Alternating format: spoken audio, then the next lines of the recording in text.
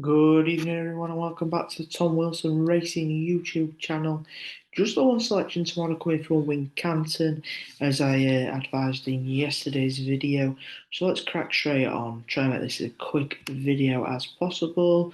Sharing the race card with you for this Class 4 handicap chase, 0 to 120.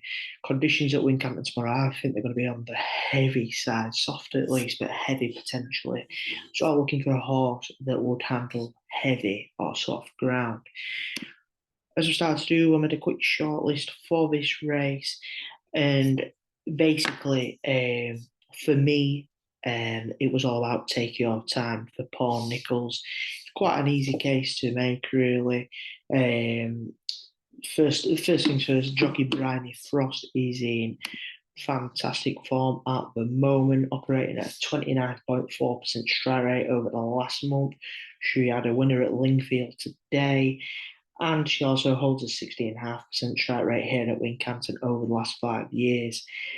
Similarly, trainer Paul Nicholls, her boss, is in equally good form at a 29% strike rate over the last 2 weeks, having 4 winners on Saturday alone.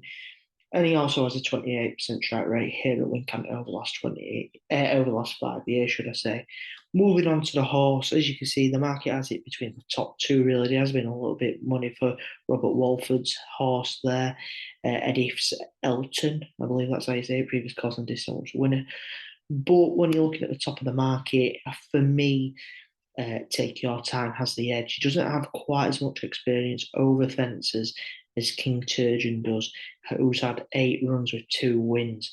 But Take Your Time was a really taking chase debutant winner at Newton Abbot in October.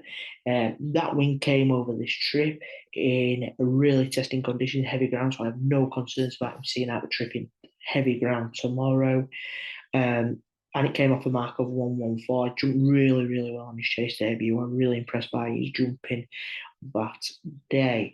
With £3 rise from a mark of 114 to 117 tomorrow looks really fair, given that he defeated a 122 rated investment manager who was making his 13th start over fences that day, so had far greater experience over fences than the chase debutant.